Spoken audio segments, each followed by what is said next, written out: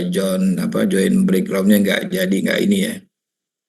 Kita coba review sedikit apa yang disampaikan minggu lalu itu.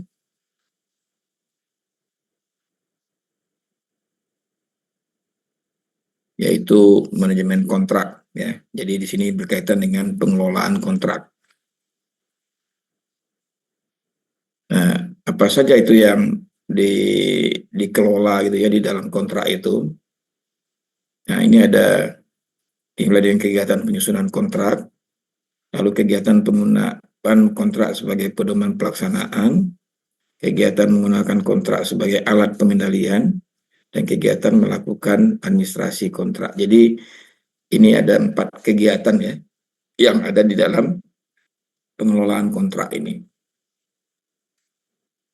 Nah, terus kalau kita gambarkan secara grafis, kira-kira yang dilakukan oleh manajemen kontrak itu adalah melakukan penyusunan kontrak, menggunakan kontrak sebagai pedoman pelaksanaan, menggunakan kontrak sebagai kendali pelaksanaan, di mana kesemuanya ini harus diadministrasikan.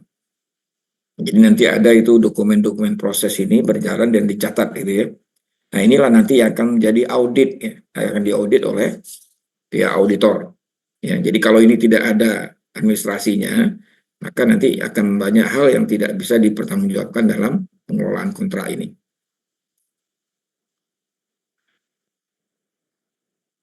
Nah, untuk menyusun kontrak apa yang kita butuhkan? Ya?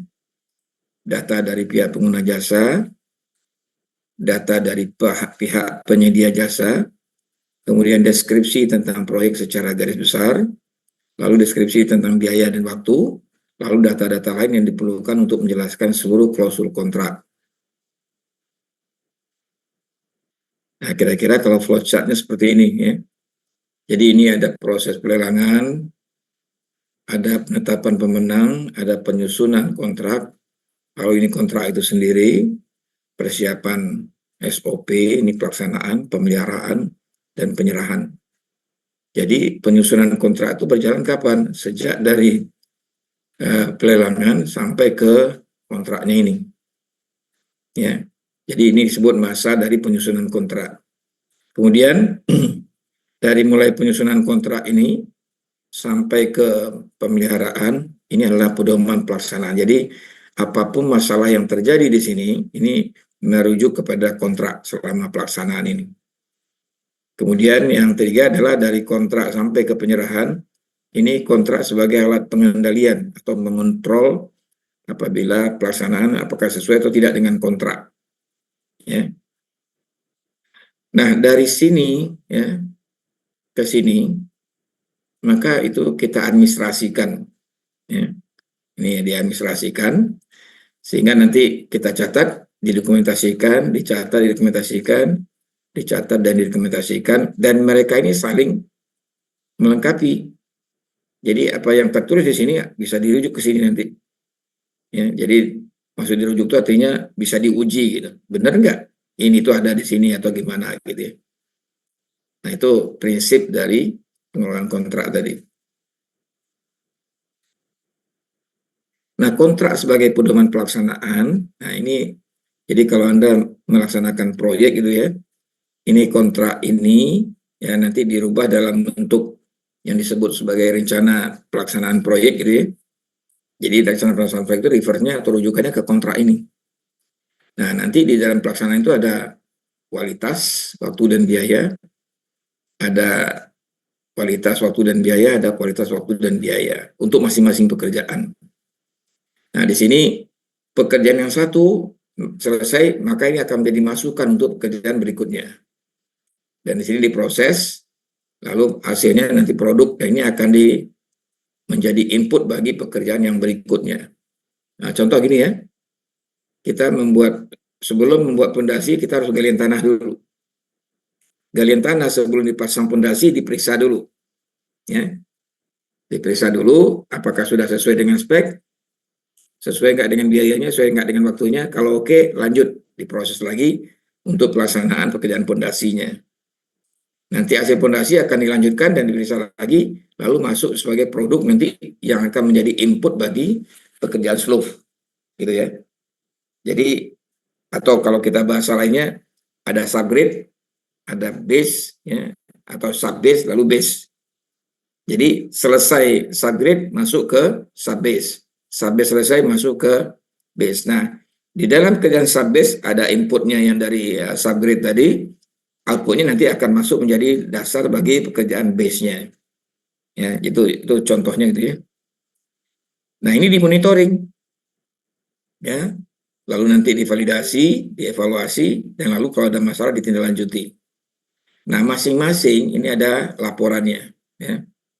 Ada laporan harian, laporan mingguan, bulanan, gitu ya. Lalu ada berita acara fisik di sini, berita acara keuangan, tagihan, lalu di sini ditindaklanjutnya ada berita acara fisik, bicara keuangan dan tagihan. Nah, nanti lalu kemudian tindak lanjutnya kemana? Bisa ke pimpinan proyek gitu ya. Nah, evaluasi itu membandingkan ya antara apa yang kita laksanakan dengan apa standarnya atau rujukannya atau referensinya. Nah, jadi di sini makanya larinya adalah kita ke sini, ke kontrak. Ya, itu evaluasi. Sehingga kalau ada penyimpangan, ada tindak lanjutnya nanti. Nah, tugas MK, manajemen konstruksi, itu meliputi ini semua. Ya. Sedangkan tugas perencana, ini meliputi ini. Menyusun spesifikasi, gambar, waktu, biaya, gitu ya. Sedangkan kontraktor apa kerjanya? Ya ini, ya, melaksanakan ini. Melaksanakan input, proses, dan produk. Kalau konsultan pengawas, ya hanya ini saja, monitoring sampai evaluasi. Tidak sampai ke tindak lanjut, karena tindak lanjut itu meliputi tugas MK. Jadi, ini tugas pengawasan ini, yang dalam kotak putih ini. Terus, ini pimpinan proyek untuk mengeksekusi masalah tagihan dan berita acara keuangan ini. Jadi dengan demikian clear ya, di dalam gambar ini bagaimana peran MK, peran perencana, peran kontraktor, konsultan pengawas, dan pimpinan proyek. Kontrak sebagai pedoman pengawasan dan pengendalian, nah ini bentuknya seperti ini. Ini kontrak, ya. Ini proses pengawasan. Apa yang diawasi? Kalau proyek itu mutu, waktu, dan biaya. Nanti dari hasil pengawasan ada laporan harian, ada laporan mingguan, ada laporan bulanan ya. Lalu kalau selama ini ada persoalan, maka ini akan menjadi muncul persoalannya. Nah, persoalan ini harus diselesaikan. Diselesaikan caranya dengan apa? Apa input persoalannya? Kita lihat pasal yang relevan dengan persoalan dari kontrak. Makanya ini arahnya ke sini tadi ya. Lalu kita cari koreksinya, persoalan ini, nah kita lihat apa pasal relevan yang terkait dengan koreksi tadi. Lalu hasil koreksi, apa pasal yang relevan dengan hasil koreksi. Nah, kemudian ini akan berdampak pada apa? Dampak legal, finansial, atau teknis. Contohnya apa? Nah, contohnya gini. Misalnya kita sedang mengerjakan struktur ya, katakanlah struktur rigid ya, jalan gitu ya, beton. Terus persoalannya apa? Persoalannya ternyata karakteristik betonnya nggak terpenuhi. Ya itu ya kira-kira inputnya. Lalu kita lihat apa pasal yang relevan dengan ini. Yang menyatakan ini memang tidak sesuai dengan karakteristiknya. Lalu bagaimana koreksinya? Nah, koreksinya bisa macam-macam, ya. Bisa satu dengan melakukan semacam kalkulasi ulang gitu ya. Jadi misalnya tadi untuk jalan itu untuk beton, untuk kendaraan yang berat gitu ya. Nah, tapi dengan ini kita evaluasi ternyata bisa kita kurangi, kita batasi beban jalan. Terus yang kedua apa? Yang kedua mungkin diperkuat. Ya. Ini juga harus ada pasal yang menjelaskan itu. Dan yang ketiga apa? Yang ketiga baru bongkar. Lalu kemudian dari koreksi tadi kita pilih mana? Apakah dikurangi bebannya, atau diperkuat, atau dibongkar? Ini juga harus pada pasal yang bisa memberikan solusinya ini. Sehingga nanti hasilnya, dampak dari hasil koreksi ini apa? Bisa dari aspek hukumnya, dari segi keuangannya, dan bisa juga dari segi teknis, gitu ya. Nah, ini kira-kira maksud dari bahwa kontrak ini sebagai pedoman pengawasan dan pengendalian. Oke, dari situ ada pertanyaan dari dua hal yang tadi disampaikan. Belum, Pak. Belum ya. Berikutnya, ini saya kira tugas tidak kita bahas ya, tapi sudah Anda kerjakan ini ya. Ini tugasnya tugas kelompok, bukan 3 orang, tapi kelompok yang ada di dalam grup. Nah, itu kira-kira yang terkait dengan apa yang kita bahas minggu lalu itu yang tidak sempat kita ketemu karena join break round-nya nggak bisa dibuka. Nah, hari ini kita akan bahas adalah peraturan pengadaan barang dan jasa pemerintah ya.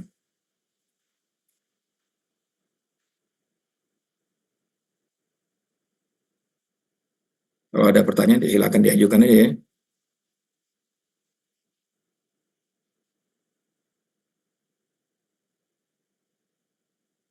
Jadi sebetulnya sudah saya pernah sampaikan bahwa pada awal setelah reformasi maka kita kenal adanya Undang-Undang Jasa Konstruksi ya. Undang-Undang nomor berapa tuh yang setelah reformasi itu? Yang tahun 99? Masih ada ingat?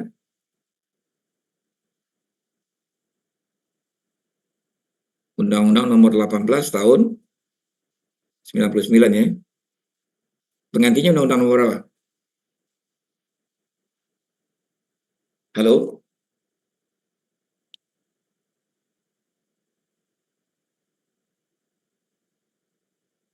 Penggantinya Undang-Undang nomor berapa?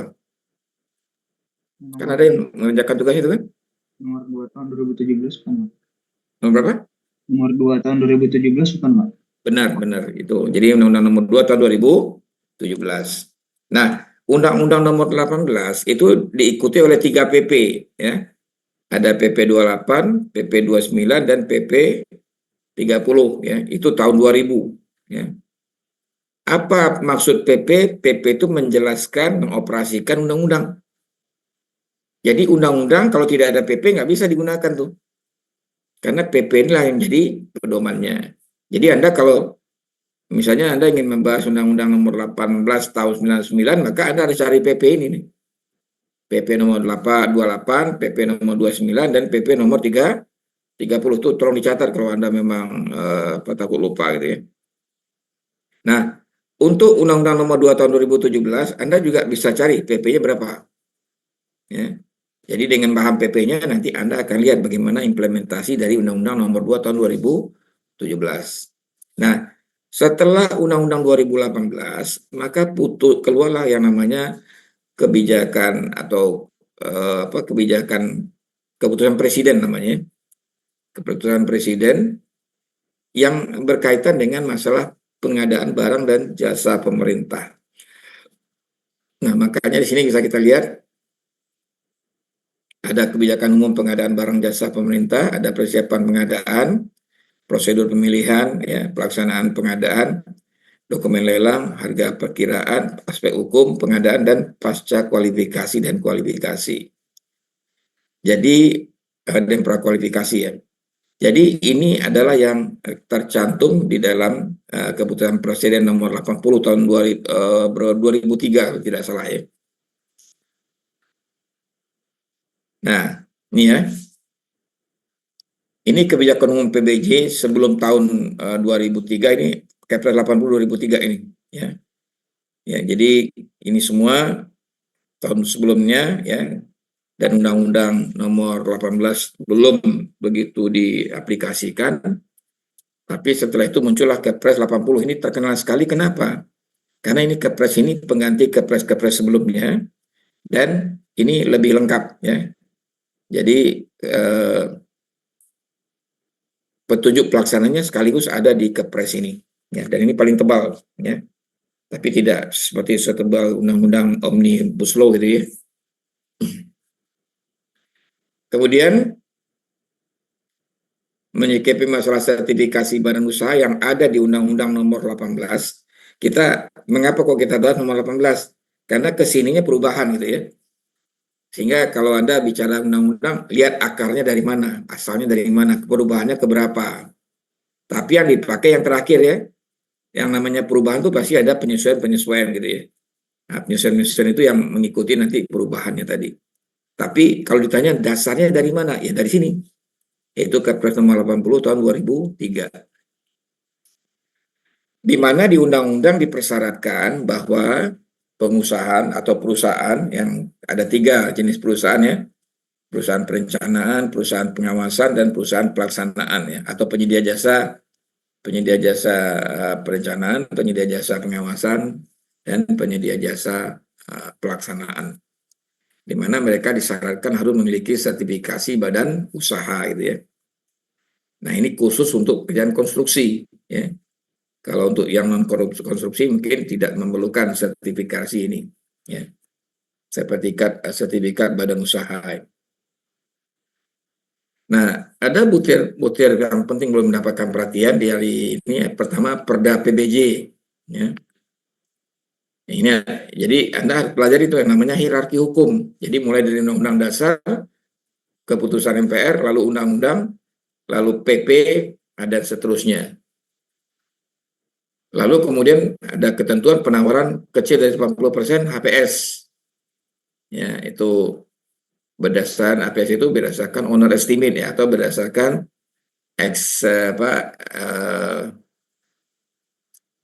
pihak pihak yang tidak terkait dengan proyek, yang independen gitu ya.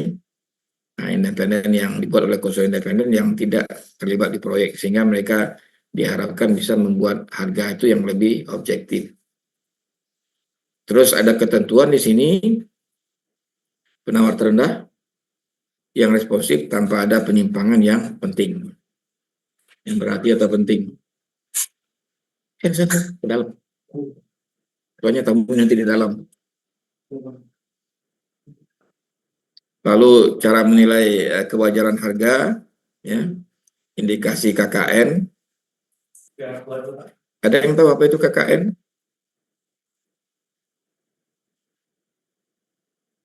Ada yang tahu apa itu KKN? Kolusi, korupsi, nepotisme ya Pak? Iya, KKN itu apa tadi? Kolusi, Korupsi, korupsi, nepotisme. dan nepotisme. Ya. Jadi itu merupakan hasil dari reformasi ya, yang memang menjadi perhatian bahwa seorang pejabat negara, siapapun dia, tidak boleh melakukan KKN. Ya, seperti misalnya politik dinasti, ya, itu kolusi itu ya, itu sebenarnya nggak boleh dilakukan itu. Tapi ya itulah sekarang banyak pelanggaran-pelanggaran seperti itu yang kita lihat gitu ya. Jadi Anda harus pahami itu dulu supaya Anda melihat masalah sekarang tuh kenapa kok orang heboh gitu ya. Karena terkait dengan memang itu perjuangan reformasi itu arahnya ke sana. Karena dianggap zaman Orde Baru KKN itu merajalela gitu ya. Tapi sekarang lebih gila lagi. Nah itu yang anehnya. Bukannya makin sehat tapi makin gila. Karena ada orang gila yang melaksanakan gitu ya. Lalu persaingan usaha tidak sehat. Ya ini berdasarkan Undang Nomor 5 tahun 99. Ya ini sampai sekarang masih tetap berlaku ini. Lalu pasal tender pasal 482, kemudian tender ulang dan evaluasi ulang. Nah ini proses pengadaan barang dan jasa dimulai dengan persiapan tadi ya, persiapan pengadaan barang dan jasa, apa saja yang dilakukan, ada perencanaannya, pembentukan panitia, penetapan sistem pengadaan yang dilaksanakan penyediaan barang jasa, penyusunan jadwal, ya. Kemudian penyusunan dokumen pengadaan. Nah, dokumen pengadaan itu apa saja? Ada gambar ya, ada spesifikasi umum, spesifikasi administrasi, dan spesifikasi teknis. Lalu ada bill of quantity ya, dan dokumen lainnya yang diperlukan. Ada misalnya menggunakan KAK. KAK itu adalah kerangka acuan kerja ya, atau term of reference. Nah, itu biasanya menentukan apa yang diinginkan oleh pihak pemilik. Kemudian penyusunan dokumen prakualifikasi dan pasca kualifikasi. Ya. Jadi proses yang sesuai kita bahas di sebelumnya bahwa pengadaan barang itu ada 4 cara, melalui lelang umum, lelang terbatas, kemudian pemilihan langsung, dan penunjukan langsung gitu ya. Nah, lelang umum tadi ada dua cara. Ada yang prakualifikasi, mesti ingat apa itu prakualifikasi? Di mana kualifikasinya dievaluasi sebelum pemasukan penawaran. Kalau pasca kualifikasi, itu kualifikasi dilakukan setelah pemasukan penawaran. Kemudian menentukan sistem pengadaannya, itu tadi ya, apa lelang umum, lelang terbatas, pemilihan langsung atau penunjukan langsung. Kalau udah tahu ya apa itu maksudnya penunjukan langsung dan pemilihan langsung. Sedangkan kalau jasa konsultan tinggal namanya dirubah, bukan lelang tapi seleksi. Kemudian metode penyampaian penawaran, metode. Nah, sekarang ini semua sudah diganti dengan sistem elektronik itu ya, atau procurement atau tender gitu ya. Lalu menyusun sistem pengadaan, pertimbangan jenis, sifat, nilai, lokasi pekerjaan, jumlah penyedia jasa, dan kepentingan masyarakat.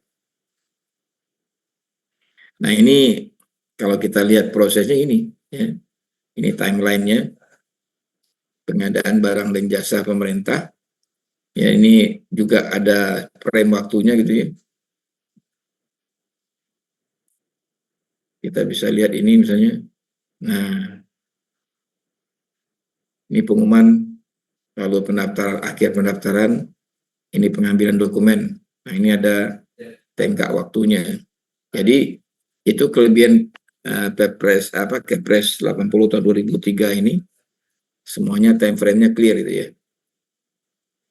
Lalu di sini penjelasan atau unleashing namanya, itu minimum 3 hari sudah pengambilan dokumen gitu. Kemudian proses lelangnya, pengusulan calon pemenang, kemudian penetapan pemenang, pengumuman pemenang, pengujian sanggahan, kalau itu ada sanggahan, jawaban sanggahan, dan penetapan penyedia jasa. Lalu di sini ada pengadaan penandatanganan kontrak. Nah, ini semua ada timeline-nya. Ya.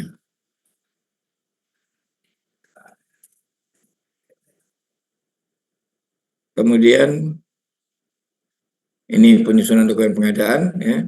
Dokumen pengadaan barang jasa pemerintah, barang jasa lainnya, ada dokumen lelang, ya. Ada dokumen pasca kualifikasi tadi, lalu dokumen pengadaan jasa konsultasi, lalu ada dokumen pengadaan disahkan pengguna jasa, dilarang membuat ketentuan syarat yang membatasi keikutsertaan penyedia jasa dari luar domisili. Jadi artinya dari daerah mana mau ikut lelang silakan. Misalnya lelang di Jakarta, yang datang konsultan dari Surabaya itu boleh.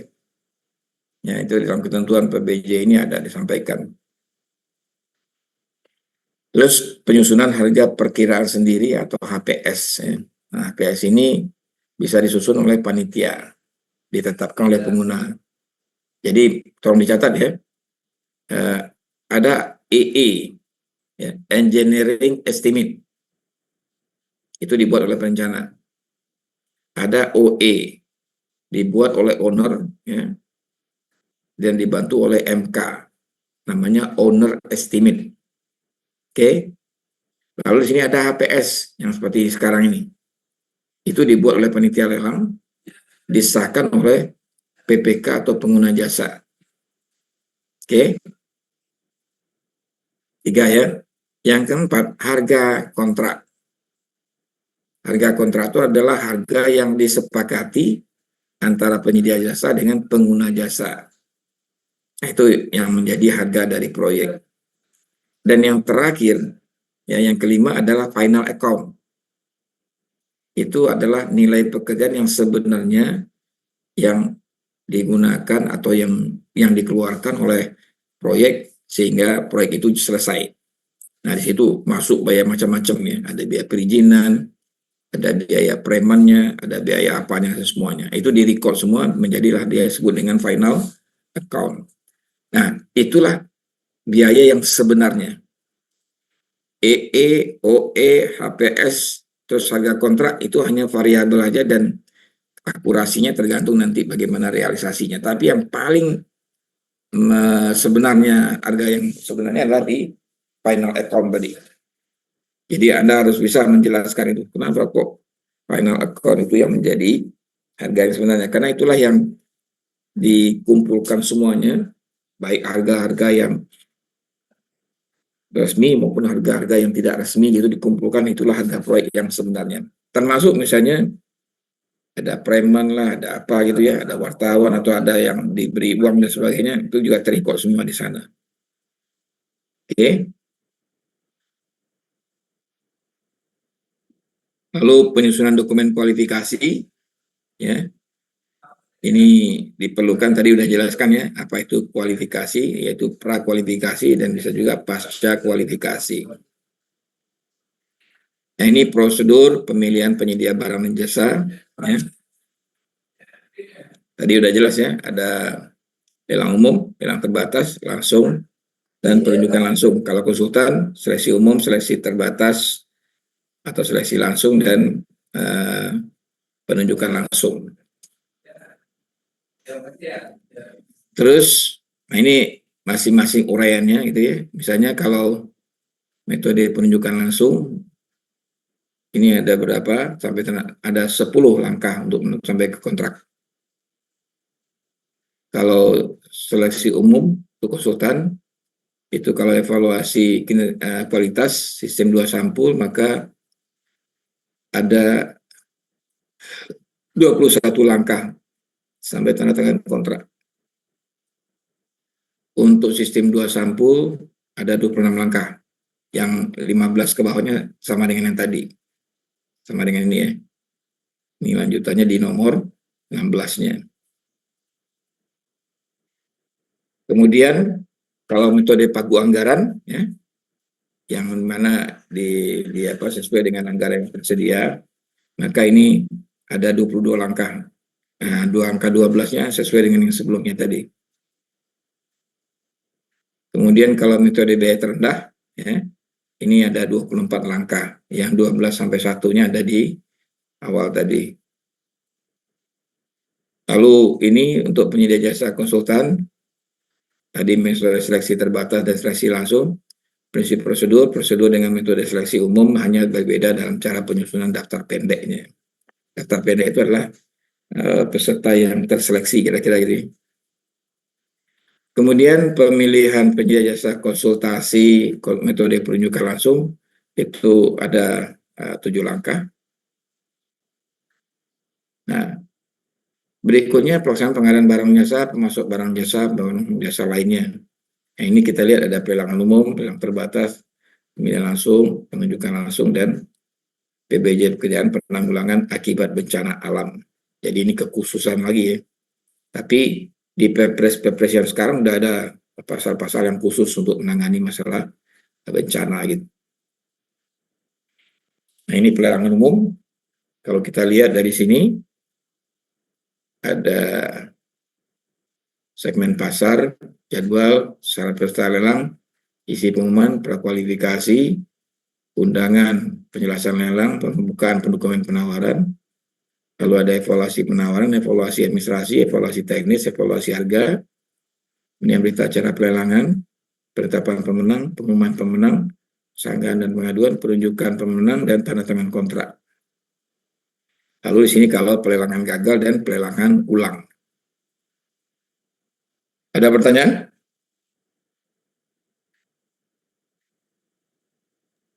Belum ada, Pak. Nah dulu, ini ingat ya, ini nggak dipakai lagi sekarang nih. Ini pakai nanti sekarang Anda lihat di Undang-Undang Nomor 2 Tahun 2017. Ini masih digunakan di Undang-Undang Nomor 18 Tahun 99. Jadi mereka masih menggunakan segmen pasar dan kualifikasinya ada K, lalu ada M, ada B gitu ya. Ini nilai pekerjaannya, ya. Kemampuan dasarnya ini dengan memperhatikan kemampuan dasar ya, KD, kemampuan dasar. Jenis segmen pasarnya ada usaha kecil, ada usaha menengah, dan ada usaha besar. Sedangkan setelah 1 Januari 2006, ini kan Kepresnya 2003 ya, jadi 3 tahun kemudian, usaha kecil itu ininya 0 sampai 1000, bukan usaha kecil, jadi hanya 2 ini aja segmennya. Kalau dulu segmennya ada 3 gitu ya, ini hanya 2, yaitu usaha kecil dan bukan usaha kecil. Nah, ini adalah nilai kualifikasinya. K dan M serta B. Nah, dua-duanya itu menggunakan kemampuan dasar tadi. Nah, ini jadwal waktu pelaksanaan pelelangan dengan prakualifikasi. Ya. Kita lihat contohnya. Ini pengumuman lelang, pengambilan dokumen lelang. Ya, di dalam aja. Pak, Silakan. Pak. Ini kita mau teknik nunukan. Saya kan pernah kenunukan. Oh, ini kenapa, Pak? Waktu akreditasi yang teknik sipil. Oh, tari. Pak Tari. Ban PT berarti Pak. Ya. Iya, bukan dari LAM teknik. Dalam teknik tari. Oh, tari. Oh. Ya nanti boleh cerita lah. Oh, jangan. Silakan. Ayo, Pak.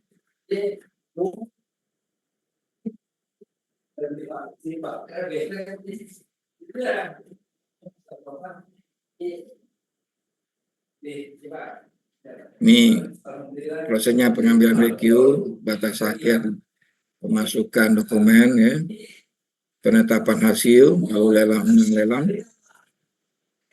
dan pemasukan penawaran, ya. Ini tinggal disesuaikan, dilihat nanti bagaimana masalah rentang waktunya gitu. Ini sambungan dari yang tadi. Ini pelelangan tahun anggaran 2004, padahal ininya adalah 2003, yang jadi berarti 1 tahun sesudah Kepres ini ada. Ya. Nah, itu meliputi syarat peserta lelang. Ya. Nah, di sini ada memenuhi ketentuan perundang-undangan untuk menjalankan usaha, memiliki keahlian, pengalaman, kemampuan teknis, memiliki surat izin usaha, harus mendaftarkan diri mengikuti kualifikasi, lulus prakualifikasi, tidak membuat pernyataan tidak benar dan palsu, diundang untuk mengikuti pelelangan. Nah, ini isi pengumumannya, nama alamat pengguna jasa, uraian singkat pekerjaan, perkiraan nilai pekerjaan, lalu syarat pelelangan, kemudian tempat, tanggal, hari, dan waktu pengambilan dokumen pengadaan. Lalu pasca kualifikasi dan prakualifikasi penyedia barang dan jasa, syarat peserta kualifikasi ini memiliki surat izin usaha, mempunyai kapasitas menandatangani kontrak, telah melunasi kewajiban wajib pajak, lalu memiliki pengalaman selama 4 tahun, lalu memiliki kinerja baik dan memiliki kualifikasi kemampuan dasar yang sesuai. Nah, ini pasca kualifikasi dan kualifikasi penyediaan barang dan jasa. Jadi di sini kita bisa lihat ada surat dukungan bank, memiliki kemampuan lanjutan dari tadi nih, kemampuan bank memiliki kemampuan menyediakan fasilitas peralatan personil, menyampaikan daftar perolehan pekerjaan yang dilaksanakan, tidak membuat pernyataan palsu, ya, lalu masih memiliki SKP dan SKK gitu. Kemudian undangan dan penjelasan dokumen lelang. Ya. Di sini peserta yang lulus PQ itu harus prakualifikasi. Jadi gini, undangan penjelasan dokumen lelang ini peserta diundang disahkan pengguna jasa. Hanya peserta yang diundang yang boleh memasukkan penawaran. Kalau peserta yang lulus itu dari prakualifikasi ini adalah hanya kecil dari 3, maka lelang diulang. Jadi harus lebih besar dari 3 ya. Jadi 3 pun tidak termasuk harus lelang ulang gitu ya. Nah, kemudian yang boleh mengambil dokumen adalah yang lulus ya. Yang belum lulus tidak dibenarkan mengambil dokumen. Terus ini pembukaan dokumen penawaran, panitia harus segera tegas dan membuka penawaran. Jadi kalau waktunya kapan itu saat itu segera dibuka, tidak boleh ditunda-tunda. Tidak mengundurkan waktu, ya, menolak penawaran tambahan, tidak menggugurkan penawaran pada pembukaan. Jadi pada pembukaan itu tidak ada yang digugurkan, hanya disebutkan aja dibuka penawarannya berapa harganya gitu ya. Lalu bukan yang terendah langsung menang, bukan, tapi tetap ini dulu dievaluasi. Kemudian secara administrasi itu kalau administrasi nggak boleh ada yang kosong, ya, harus terpenuhi semua. Lalu kapan menyatakan gagal dalam pembukaan penawaran? Penawaran yang masuk kecil dari tiga penyedia jasa. Lalu seluruh penawaran di atas pagu. Di atas tadi pagu ya, pagu itu misalnya 100 miliar. Ini nawar di atas 100 miliar semua. Ya, nah itu berarti tidak bisa dilanjutkan lelangnya. Karena mau dibayar dengan apa nanti? Terus evaluasi penawaran, ya dilakukan koreksi aritmatik, kurang-kurangnya 3 penawaran terendah diambil gitu. Pemilihan mana yang memenuhi syarat, lalu the lowest responsible bid. Ya. Jadi artinya penawaran terendah yang dapat dipertanggungjawabkan. Pengertian lelang ulang, lalu sebab kegagalan dalam evaluasi. Bisa saja karena kemampuan panitia, ya, kemampuan untuk mengubah paradigma dengan untuk tidak melakukan KKN masih belum ada ini. Kepatuhan diri KKN ini masih ada nih ya. Kepatuhan terhadap peraturan perundang-undangan lemah dan kemudian tidak jelas dan tidak lengkap. Kemudian ada indikasi KKN, berita acara evaluasi rahasia sampai dengan tanda tangan kontrak, adanya perbedaan pengertian tentang bahwa kontrak. Adanya perbedaan pengertian tentang AS dan BPK dengan BPK. BPK itu Badan Pemeriksa Keuangan ya. Lalu pengertian penting pada proyek PHLN ya, proyek hibah luar negeri. Ya. Ada unbalanced bid, ada substantially responsive dan absolute bid. Kemudian evaluasi administrasi, penawaran memenuhi persyaratan administrasi apabila syarat diminta dokumen lelang terpenuhi, jadi nggak ada yang kosong, isi setiap dokumen benar, lalu dokumen penawaran menunjukkan persaingan yang sehat, jaminan penawaran dari bank umum dan asuransi, jadi dari bank boleh, dari asuransi boleh ya, tapi asuransi yang mempunyai surety bond ya, dan punya dukungan reasuransi. Lalu redaksi, masa laku, nama penawar, nilai nama dan tulisan nama paket yang dijamin benar sesuai ketentuan dokumen lelang. Jadi jangan sampai salah redaksi, salah nama, salah nama penawar dan nama proyeknya serta nilainya. Kemudian surat penawaran ya. Lalu kemudian daftar kuantitas atau bill of quantity, analisa harga satuannya, terutama untuk pekerjaan utama, yang tidak seluruhnya harus dibuat, tapi sebagian yang pekerjaan utama tadi. Melampirkan kopi bukti tanda terima, SPT, PPH tahun terakhir. Kemudian evaluasi teknis, ya. Penawaran memenuhi syarat teknis apabila metode pelaksanaan diyakini memenuhi persyaratan substantif dan diyakini menggambarkan penyelesaian pekerjaan. Dan kalau pelaksanaan tidak melampaui batas yang ditetapkan dalam dokumen lelang, jenis, kapasitas, dan jumlah alat memenuhi syarat teknis dan tetapkan dokumen lelang, lalu spesifikasi teknis sesuai dengan yang ditetapkan.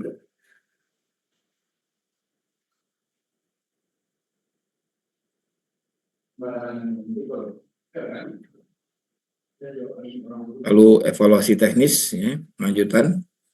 Personil tetap sesuai dengan persyaratan, tentu berikut dengan SKA-nya gitu ya, tingkat keahliannya, kerjaan dari subkontrakan, lalu memenuhi syarat teknis lain yang ditetapkan, dapat dilakukan klarifikasi, tidak menggugurkan teknis dari harga satuan, metode kerja sesuai dengan syarat-syarat yang ditetapkan dalam dokumen lelang, gugur teknis bila tidak dapat membuktikan dan meyakinkan. Misalnya dia menyatakan akan menggunakan alat yang melalui sewa, tapi tidak ada bukti bahwa dia memang bisa berhubungan atau melakukan kontrak sewa dengan peralatan yang ada. Nah, itu juga dianggap bisa menggugurkan. Kemudian evaluasi harga, panitia melakukan koreksi aritmatik, ini artinya perkaliannya benar enggak? Ya. Ini pernah terjadi peristiwa di mana kontraktor menawar untuk kerjaan galian tanah, misalnya dia menawar 5.000. Ya, 5.000, volumenya kira-kira 10.000, jadi nilai pekerjaannya sekitar 50 juta lah kira-kira. Terus setelah proyek ditandatangani kontrak, baru disadari itu kesalahannya. Dia harusnya nawarnya bukan 5.000 tapi 15.000 gitu. Jadi ada yang tidak bisa diana. Tapi karena ini sudah ditetap sebagai pemenang dan sudah ditandatangani kontrak, maka harga itu jadi mengikat. Walaupun sebenarnya tidak wajar ya, karena harga wajarnya harusnya 15.000 gitu. Lalu bisa apakah melalui pagu anggaran dalam DIP ya, nilai penawaran angka dan huruf, dan cek harga satuan timbang besar dari 110% dan harga satuan 0 ya. Jadi kalau ada yang harga satuannya 0 itu berarti itu diperhatikan dan dipertanyakan, klarifikasi.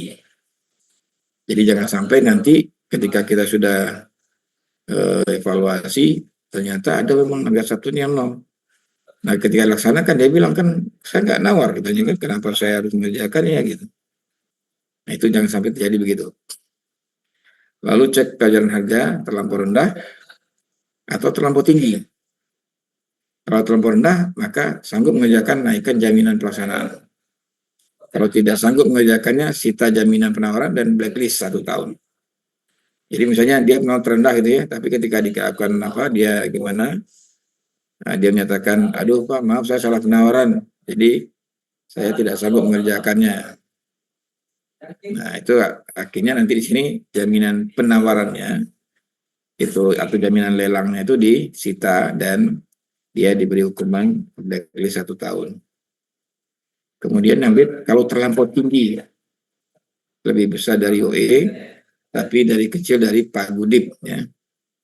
Ini yang sebenarnya ada dipertanyakan, kenapa kok harganya mendekati ke UE. Nah ini ya, kemungkinan besar terjadinya ada kolusi, korupsi, dan nepotisme tadi. Nah unsur-unsur yang mempengaruhi substansi lengkap kualitas pekerjaan dapat menggugurkan penawaran. Terus dimulai, kemudian berikutnya penetapan pemenang lelang, ya, pengumuman pemenang dan sanggahan. Nah ini juga diuraikan secara detail gitu ya. Tapi saya ingatkan kembali, ini adalah Kepres 80 tahun 2003. Jadi kita merujuk ke Kepres yang terakhir, ya. Itu yang kita jadikan referensi. Mas, tolong ditutupin aja Mas. Takut terganggu juga mereka ngomong, saya ngomong.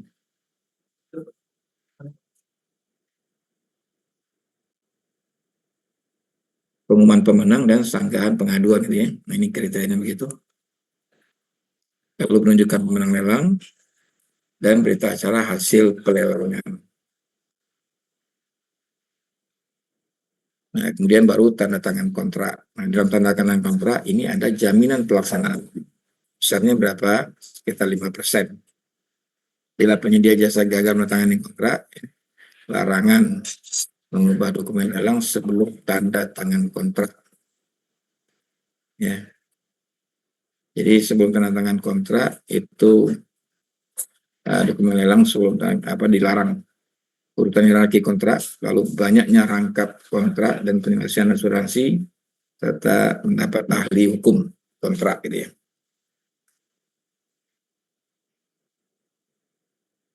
Lalu kapan pelelangan gagal? Tadi ya, jika peserta prakualifikasi kecil dari 3, penawaran yang masuk kecil dari 3, pengertian kecil dari 3 ini angka 3 nggak masuk berarti ya. Jadi berarti 2, 1 gitu ya. Kalau 3 berarti bisa ya, tidak diulang. Tidak ada penawaran yang memenuhi syarat. Kecuali kalau ini ada tanda sama dengan ya. Kecil sama dengan 3 itu berarti 3-nya masuk. Lalu semua penawaran di atas pagu, sanggahan dan kesalahan prosedur benar, sanggahan atas KKN oleh peserta urutan 1, 2, 3 benar, calon pemenang urutan 1, 2, 3 mengundurkan diri, pelelangan tidak sesuai dokumen lelang, dan pengaduan terjadi terhadap KKN ternyata benar. Nah, kemudian pelelangan diulang ya apabila kena 1, 2, 5 seperti ini. 1, 2, 5 gitu ya. Kemudian kena 148, ini kalau 1, 2, 5 berarti diumumkan kembali. Kalau 148 itu adalah ini 148 ini. Maka kalau itu terjadi kita menggunakan calon peserta yang terdaftar. Kalau 39 itu berarti 3 ini dan 9 ini, maka bila panitia pejabat tidak terbukti KKN, jadi ada dokumen ya, pejabatnya terlibat KKN atau tidak KKN.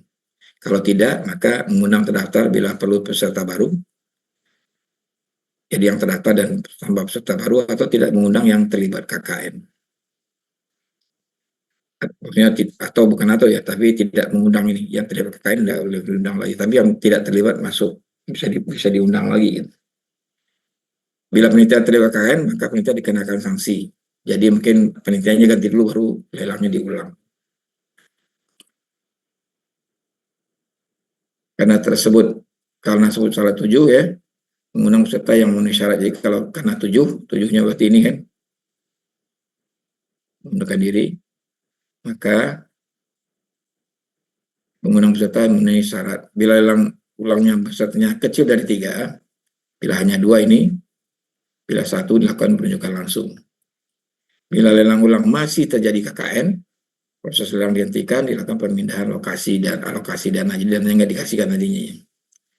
Indikasi KKN antara peserta terlelang ini, apa yang dikasih KKN ini? Biasanya penawarannya mendekati semua ke angka pagu gitu ya. Itu kalau itu terjadi maka misalnya pagunya 100. Yang nawar itu ada 99,8, 99,2, 99,6. Jadi di angka 99 gitu ya. Ini berarti ada unsur KKN di dalamnya nih. Ada indikasi begitu ya. Harus dibuktikan juga tentunya, tapi itu sudah bisa didapat kita lihat sebagai indikasi. Dan itu pernah terjadi. Itu di UI ini dulu ya, ada 3 proyek, peserta lelangnya 3 kontraktor. Nah, kontraktor A dapat proyek A, kontraktor B dapat proyek B, kontraktor C dapat proyek C. Ketika mereka lelang di proyek A, yang 3 ini nawarnya ABC gitu ya. Ketika nawar di proyek B, ketiga-tiganya juga menawar. Tapi lucunya pada tahun yang sama itu, tapi angkanya berubah-ubah gitu. Jadi kelihatan bahwa memang mereka sudah mau bagi-bagi proyek sebetulnya gitu ya. Itu terlihat dari sini nih KKN itu ya. Terus pelelangan terbatas ya. Ini bedanya cuma karena harus melalui kualifikasi ya, harus lulus prakualifikasi. Jadi yang diundang adalah yang lulus, yang nggak lulus nggak diundang. Pemilihan langsung ya. Lalu penunjukan langsung.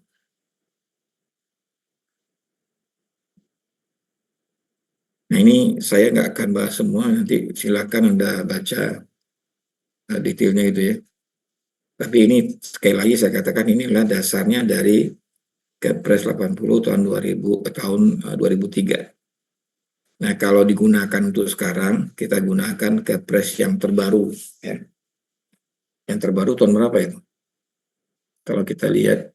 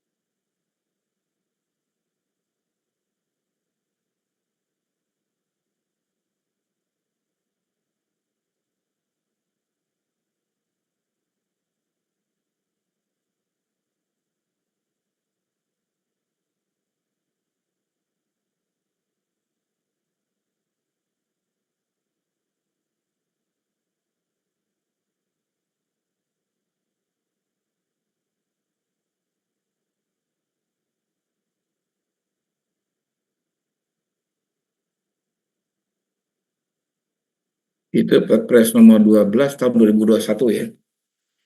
Itu perubahan terhadap Perpres nomor 16 tahun 2018.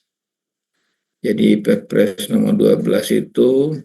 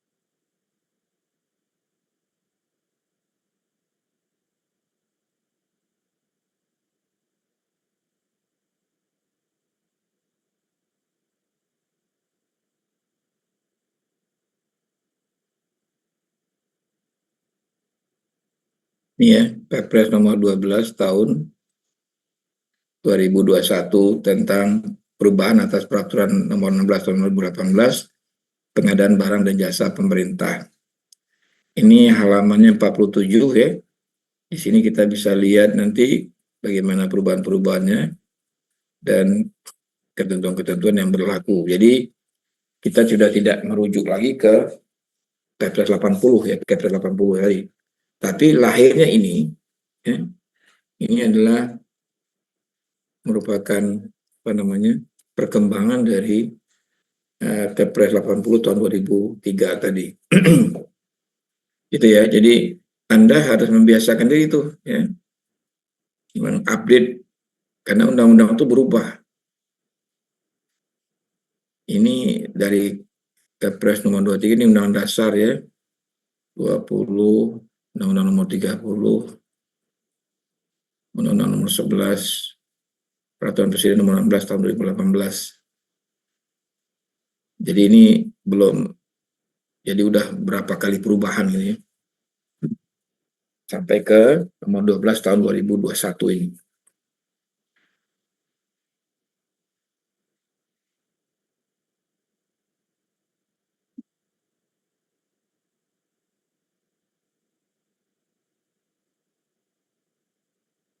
Oke, sampai di sini mungkin ada pertanyaan.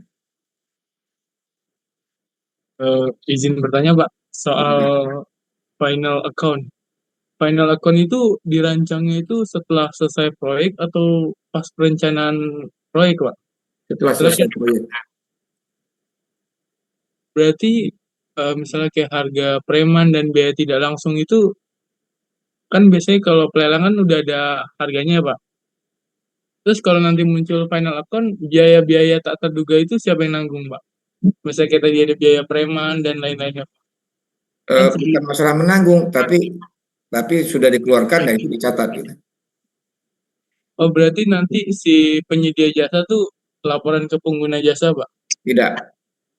Masing-masing si penyedia jasa menghitung final account-nya sendiri, pengguna jasa juga menyusun final account-nya sendiri. Jadi tidak.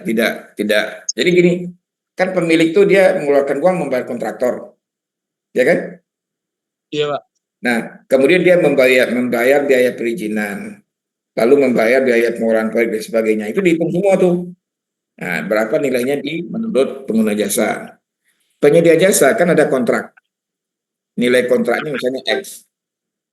Bentar.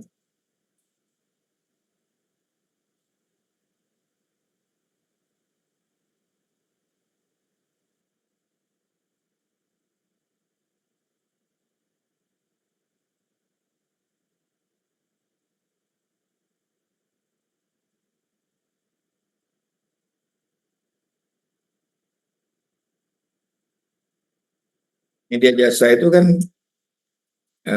nilai kontrak tadi lalu diturunkan menjadi biaya pelaksanaan. Nah, selama pelaksanaan itu misalnya katakanlah kontraknya 100. Lalu biaya pelaksanaannya 80 ya. Yang 20 untuk apa sih? Ada keuntungan perusahaan, ada biaya biaya entertainment gitu ya. Biaya promosi, biaya segala macam lah. Atau termasuk juga overhead, termasuk pajak gitu ya. Itu nah yang 80 dioperasikan. Nah yang 80 ini clearnya berapa keluarnya? Apa betul 80 habis atau 80 masih ada sisa enggak gitu? Atau 80 kurang? Nah itu yang dihitung oleh kontraktor sehingga nanti dari nilai 100 kontrak tadi sebetulnya real uang yang keluar berapa? Nah uang yang keluar itulah yang disebut dengan biaya sebenarnya dari proyek itu atau final account-nya gitu. Ya, Itu baik, Pak. maksudnya. Baik, Pak. Berarti final account tuh nggak perlu dilaporkan ke pengguna jasa berarti ya, Pak? Tidak ada laporan ke pengguna jasa. Tidak ada laporan ke pengguna jasa, tidak ada laporan ke siapa-siapa, tapi kita tahu sebetulnya berapa sih uang yang habis untuk proyek ini gitu. Oke. Ya, baik, Pak. Ya, Terima kasih, Pak. ada lagi yang lain?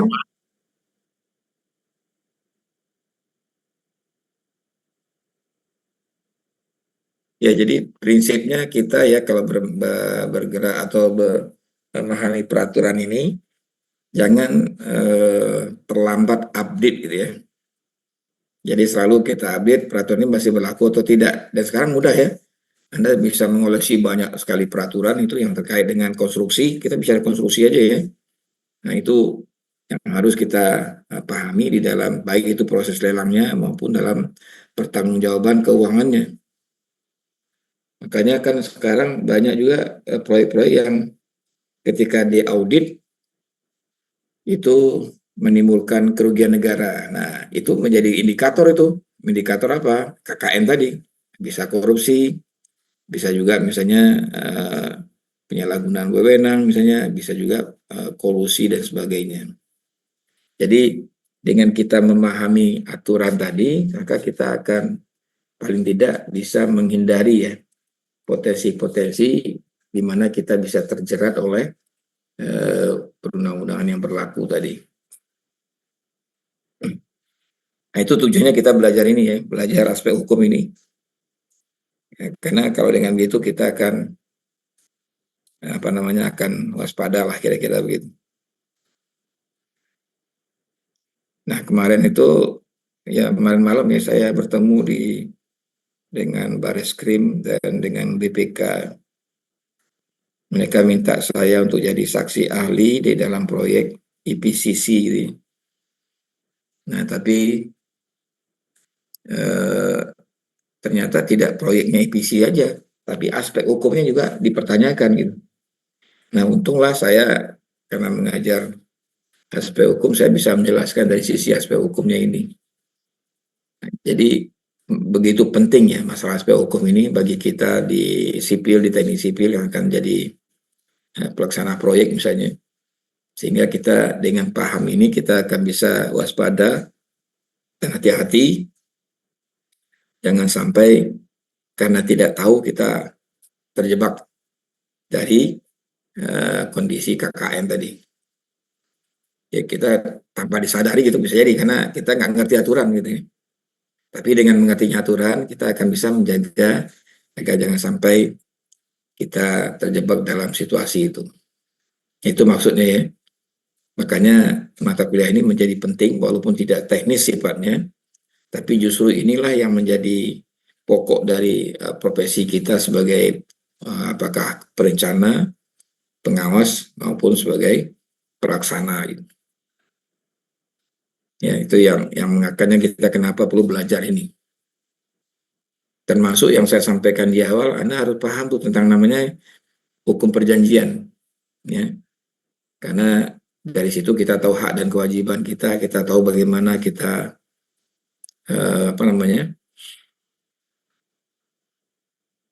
memahami perjanjian itu. Nah, ini sebagai contoh misalnya, kan yang saya sebut KUH Perdata itu bentuknya kayak apa gitu ya. Sebentar.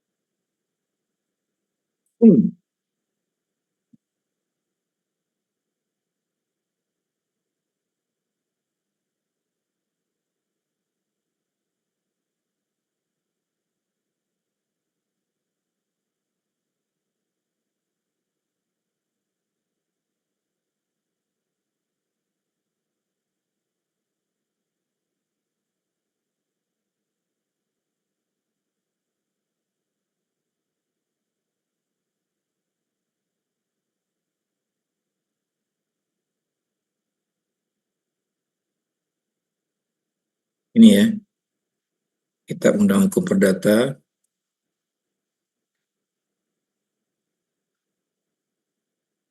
Ini Anda bisa download ini, jadi nggak tahu paham bagaimana hak dan kewajiban kita sebagai warga negara. Nah ingat, karena ini dibuat di zaman Belanda, namanya Burgerlijk Wetboek voor Indonesia. Jadi yang buat orang Belanda ini. Tapi sekarang masih kepake. Nah ini Anda lihat di bab 1 ini ya, bagaimana posisi kita di sini. Berlaku bagi orang golongan timur asing, bukan Tionghoa, dan bagi golongan Tionghoa. Berarti apa ini? Orang Indonesia sendiri nggak disebut-sebut di sini. Kenapa nggak disebut? Ya karena ini dibuatnya dari tahun sebelum kemerdekaan ini. Jadi hak kenegaraan ini adalah hak berdasarkan posisi dari pemerintah Hindia Belanda. Tapi ini berlaku sampai sekarang dan belum ada gantinya. Ya, makanya di sini juga ada hukum perjanjian.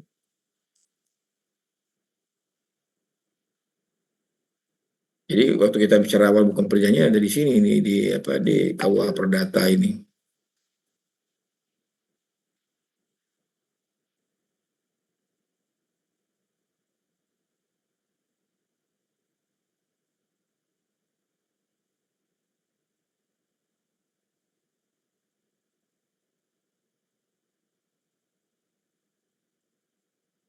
Ya,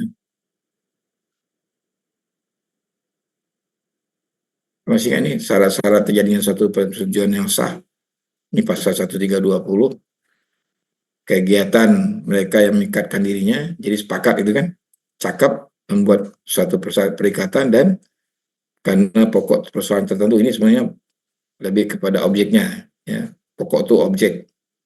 Satu sebab yang tidak terlarang ini pokok tadi atau sebab tadi tidak terlarang. Ya itu ini ya.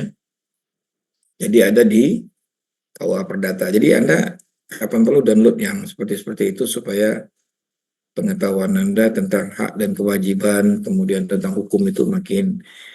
Jadi tidak terlalu menguasai semua, nggak usah. Tapi yang penting berkaitan dengan konstruksi, kira-kira begitu.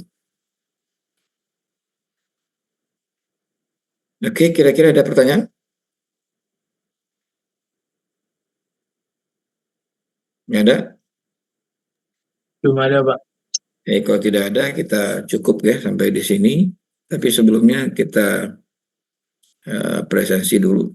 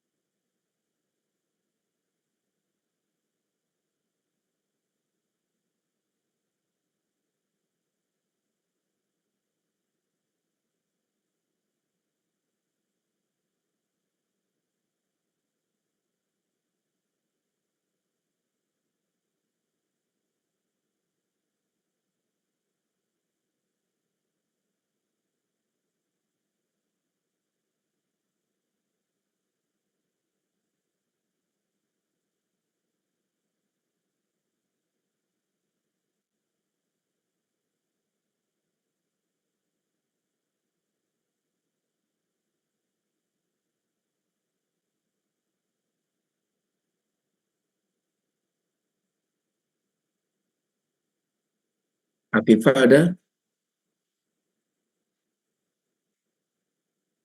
Afifah hadir, Pak. Arda? Hadir, Pak. Atif?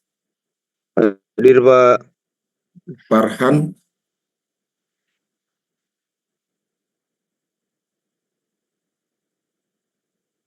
Farhan? Fauzi,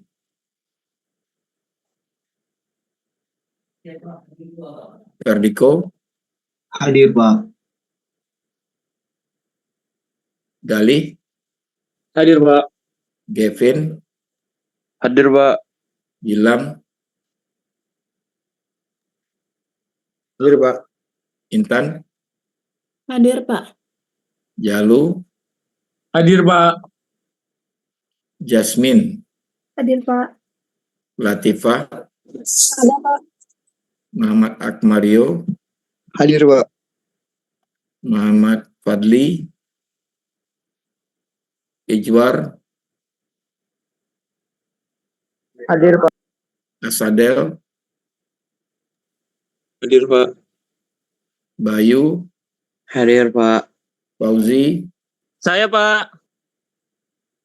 Muhammad Hafiz, Hadir Pak. ada?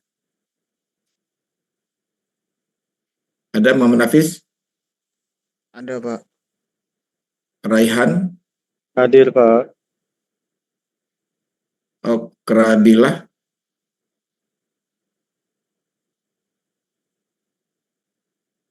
Okrabilah, Okrabila izin Pak. izin. Iya Pak. Pradita,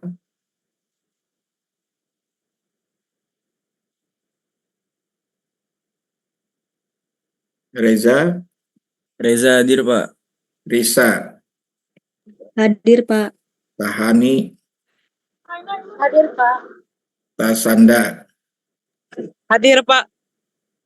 Nah, berarti yang belum tahu nih siapa nih? Farhan ada? Gak ada berita. Tolong dilihat di kelas ada nggak? Sama ketua kelas. Fauzia Prianto. Nggak ada ya? Oke, kalau tidak ada kita save ini.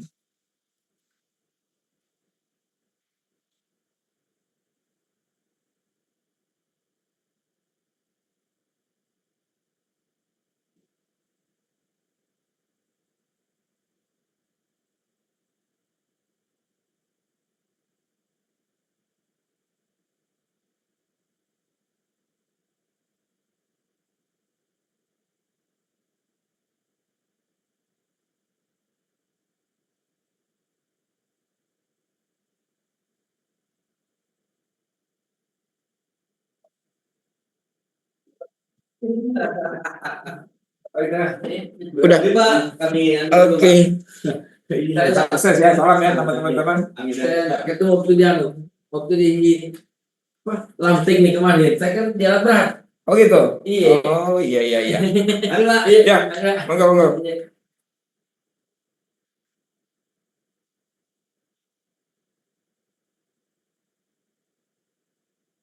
Oke ya, ada 3 yang tidak hadir ya. Oke.